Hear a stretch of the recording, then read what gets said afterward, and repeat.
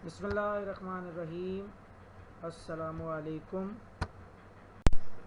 मुताला पाकिस्तान जमात दहम के lecture series के हवाले से मैं आपके सामने हाज़िर खिदमत हूँ। आज का ये जो लेक्चर है ये इंट्रोडक्टरी लेक्चर है। प्यारे बच्चों, आज के इस लेक्चर में हम जो चीज़ें आपके सामने डिस्कस करेंगे हम उनको देख लेते हैं। इनमें जो सबसे पहली चीज़ है वो है फ़हरिस्त मज़ामीन। प्यारे बच्चों, फ़हरिस्त मज़ामीन के हवाले से जब हम देखते हैं तो जमात दहम में कुल 5 चैप्टर हैं, 5 बाब हैं।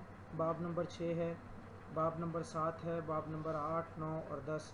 बाब नंबर 6 जो है वो तारीख़ पाकिस्तान का हिस्सा दोम है। हिस्सा अव्वल हम जमात दहम में पढ़ चुके हैं और इसका जो दूसरा बाब है वो है पाकिस्तान के खारजा ताल्लुकात।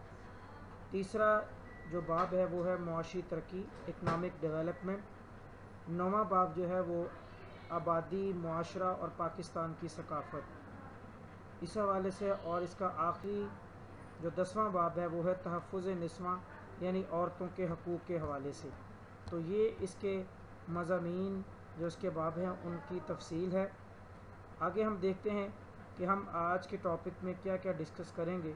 उससे पेशतर हम थोड़ा सा इम्तहानी स्कीम को भी डिस्कस करेंगे, क्योंकि मैंने आपसे पहले ही कहा था कि ये एक इंट्रोडक्टरी लेक्चर है और इस इंट्रोडक्टरी लेक्चर में हम जमात दहम के हवाले से हर किस्म की शकूक व शबाहत को दूर करना चाहेंगे और कोशिश करेंगे कि आप बच्चों तक हर चीज़ जो है वो आसानी से पहुंचाई जाए, ताकि आपको समझ लगे जो पेपर कितने नंबर का होगा और इसकी जो डिवीज़न है वो किस तरह होगी।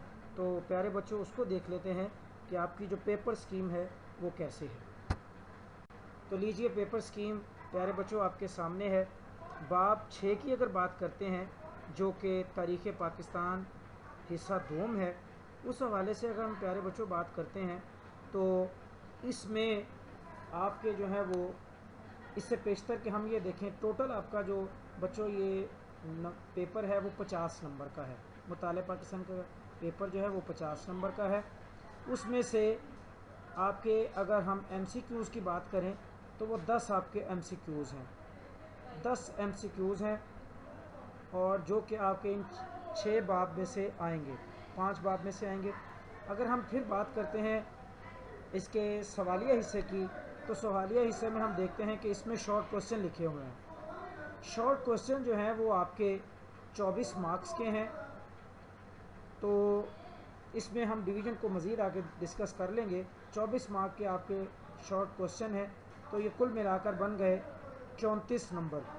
तो अगर हम फिर तफसीली सवालात की बात करते हैं तो तफसीली सवालात आपके 16 नंबर के हैं।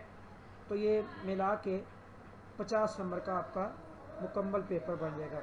अब हम डिस्कस कर लेते हैं कि 2020 में जो पाक स्टडी का पेपर, यानी 2021 में भी अभी स्कीम यही थी, लेकिन वो कोरोना की वजह से थोड़ा सा है, तो यही स्कीम को देखते हैं जो अभी तक लाहौर बोर्ड की तरफ से दी गई है। उसमें यह है कि जो आपका छठा बाब होगा जो कि है तारीख़ पाकिस्तान का, उसमें से आपके MCQs की बात की जाए तो आपके नंबर ऑफ़ MCQs 2 हैं, नंबर ऑफ़ MCQs 2 हैं। 7वें बाब की बात की जाए तो नंबर ऑफ़ MCQs 2 हैं। 8वें की बात की जाए 2 हैं। 9वें बाब में से भी MCQs 2 हैं और 10वें बाब में से भी 2 हैं। इस तरह कुल मिला के 10 जो MCQs हैं वो आपके इन चैप्टर की तरतीब से आएंगे। शॉर्ट क्वेश्चन की बात कर लेते हैं तो छठे बाब में से आपके 5 शॉर्ट क्वेश्चन हैं, 7वें बाब से आपके 4 शॉर्ट क्वेश्चन हैं, 8वें बाब से आपके 5 शॉर्ट क्वेश्चन हैं, 9वें बाब से आपके 4 शॉर्ट क्वेश्चन हैं और 10वें बाब से कोई शॉर्ट क्वेश्चन नहीं, लेकिन लामहला इसमें से कोई शॉर्ट क्वेश्चन आ भी सकता है। मोस्ट प्रोबेबली 2 MCQs आ सकते हैं, लेकिन आप इसको ज़रूर तैयार कीजिए। तो अगर हम ये मिला के आपके 24 शॉर्ट क्वेश्चन बन जाते हैं। अच्छा, आगे हम देखते हैं इसके लॉन्ग क्वेश्चन के हवाले से। तो लॉन्ग क्वेश्चन प्यारे बच्चों जो है वो इसमें से 3 लॉन्ग क्वेश्चन बच्चों आपको आएंगे। 3 लॉन्ग क्वेश्चन जो हैं वो आपको आएंगे। इसमें से हिस्सा जो बाब आपका छठा है उसमें से आएगा, اسی طرح آپ کا جو باب 7واں ہے اس میں سے ایک تفصیلی سوال ہے. اسی طرح جو آپ کا باب نمبر 8 ہے اس میں سے ایک تفصیلی سوال ہے. اور جو آپ کا باب نمبر 10 ہے اس میں سے کوئی تفصیلی سوال نہیں. 9 نمبر جو باب ہے اس میں سے بھی آپ کا ایک لانگ کویسچن ہے. لیکن ترتیب کچھ اس طرح ہے کہ جو باب نمبر 1 ہے یعنی چھٹا اس میں سے مکمل ایک 8 نمبر کا ہے. 7 میں سے بھی ایک مکمل 8 نمبر کا سوال ہے. اسی طرح جو آپ کا 8واں اور 9واں چیپٹر ہے اس میں سے 4 نمبر کا ایک سوال مکمل بن کے آئے گا. ٹوٹل 3 تفصیلی سوال، ان میں سے صرف آپ نے 2 ہی اٹیمپٹ کرنے ہوں گے. یاد رکھیں 10ویں چیپٹر سے آپ کو کوئی تفصیلی سوال نہیں آئے گا. تو اب ہم نے یہ تھی آپ کی پیپر سکیم. اب چلتے ہیں آج کے انٹروڈکٹری جو ہمارا ٹاپک ہے اس کی طرف، جو کہ ہے ذوالفقار علی بھٹو کا دور حکومت. 1970 میں الیکشن ہوئے اور ان الیکشن کے نتیجے میں مغربی پاکستان سے ذوالفقار علی بھٹو صاحب کی پیپلز پارٹی کامیاب رہی اور مشرقی پاکستان میں جو ہے وہ عوامی نیشنل پارٹی جو ہے وہ کامیاب رہی، عوامی لیگ کامیاب رہی مجیب الرحمان کی. پاکستان اور بنگلہ دیش 2 علیحدہ ریاستیں بن گئی 16 دسمبر 1971 کو. اس کے ٹھیک 4 دن بعد یعنی 20 دسمبر 1971 کو پاکستان کے پہلے civilian chief law administrator Zulfikar Ali Bhutto صاحب نے اپنا چارج سنبھالا، پہلے سویلین چیف لا ایڈمنسٹریٹر کے حوالے سے. ٹھیک ہے، اور انہوں نے اپنی پہلے ہی تقریر میں یہ بات واضح کر دی کہ اس وقت ہم تاریخ کے نہایت ہی نازک مراحل سے گزر رہے ہیں. ہم وہ پاکستان چاہتے ہیں جس کا خواب قائد اعظم رحمۃ اللہ علیہ نے دیکھا تھا اور ہم اس کو حاصل کریں گے. پیارے بچوں، ذوالفقار علی بھٹو کے حوالے سے اگر بات کی جائے تو ذوالفقار علی بھٹو صاحب ایک بہت ہی قداور شخصیت تھے. سیاست کے حوالے سے ایک واقعہ ان کا یہاں سے شیئر کر دوں کہ ایک دفعہ آپ ایک جلسے میں تقریر کر رہے تھے تو سامنے سے ایک شخص نے آپ کو جوتی دکھائی ذوالفقار علی بھٹو صاحب کو. تو وہ اتنے حاضر دماغ تھے کہ انہوں نے اسی وقت کہا کہ میں جانتا ہوں کہ چمڑا بہت مہنگا ہو گیا ہے. یعنی یہ آپ سے اندازہ لگا سکتے ہیں کہ وہ کتنے حاضر دماغ اور کتنے ایک ویژنڈ حکمران تھے. اچھا، انہوں نے جو سب سے پہلا جو ان کا ایک احسن قدم یہ تھا کہ 1971 میں جو پاکستان کی صنعتیں تھیں، پاکستان کی جو انڈسٹری تھی، اس پہ صرف 22 خاندانوں کا قبضہ تھا. یعنی 22 ایسے بڑے خاندان تھے پاکستان کے جو بہت امیر گنے جاتے تھے. تو ذوالفقار علی بھٹو نے ان کے خلاف ایکشن کیا. ان کمپنیوں کے جو لائسنس تھے، یعنی جو ایک انڈسٹری کو شروع کرنے کے لیے حکومت کی طرف سے ایک لائسنس دیا جاتا ہے، اس کو ضبط کر لیا، اس کو ختم کر دیا. اور اس طرح بہت سی صنعتوں کے جو غیر قانونی لائسنس تھے ان کو کینسلڈ کیا گیا.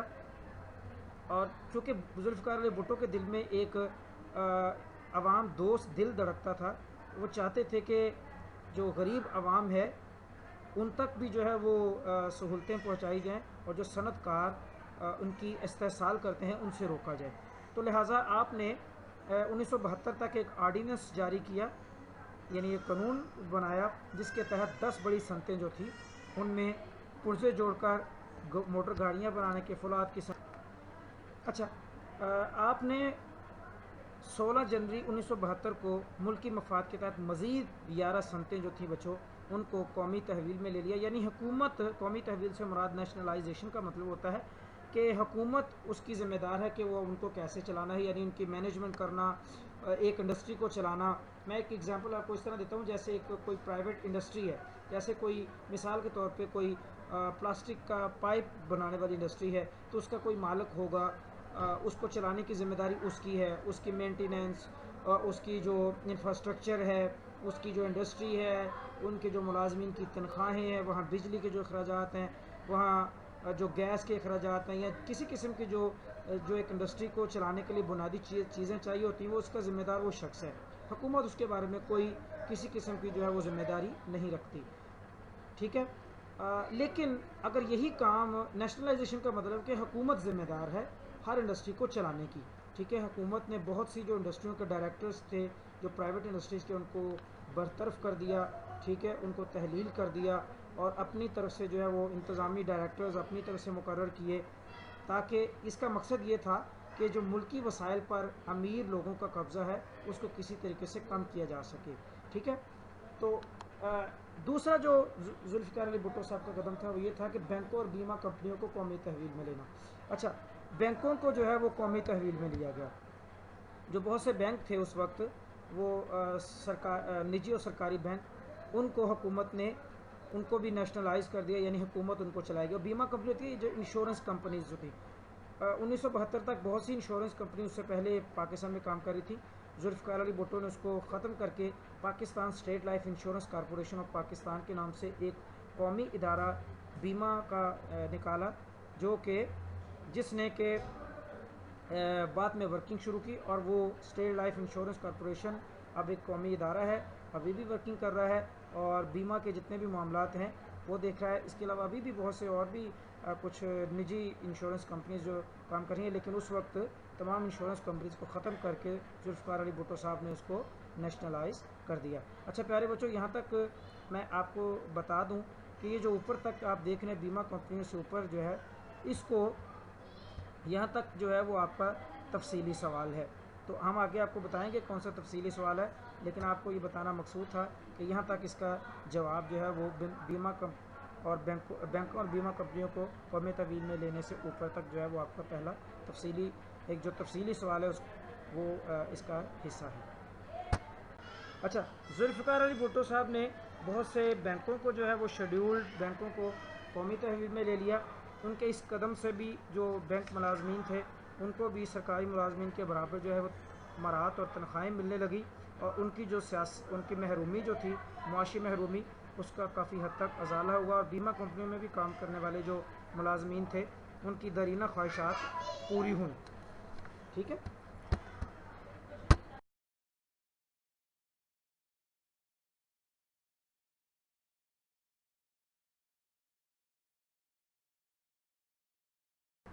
तो ये तो था आज का लेक्चर। इसमें हमने आपको कुछ चीज़ें जो डिस्कस की हैं वो फ़हरिस्त मज़ामीन थी, आपकी पेपर स्कीम थी, साथ ही हमने डिस्कस किया जुल्फ़िकार अली भुट्टो साहब को दौरे हुकूमत, उनकी तरफ से किए जाने वाले इक़दामात। और मैंने आपको पहले अभी बताया था लेक्चर के दौरान में, इसमें आपका एक तफसीली सवाल है। ये जो 8वां तफसीली सवाल है दर्जा झैल की इजाज़त कर, इसमें जो दूसरा हिस्सा है जुल्फ़िकार अली भुट्टो के दौरे हुकूमत में संतों का कौमी आना, तो इसका जो है वो जवाब वो आप सफ़ा नंबर 2 और 3 पे जो इसका जवाब है, इसको आप याद करें, आपकी होम असाइनमेंट है, इसके नोट्स तैयार करें, इसको घर में ज़ुबानी लिखें, और किसी किस्म का कोई सवाल जो है उसको कमेंट बॉक्स में ज़रूर शेयर करें ताकि मज़ीद जो है बेहतर किया जा सके। शुक्रिया। अल्लाह हाफ़िज़।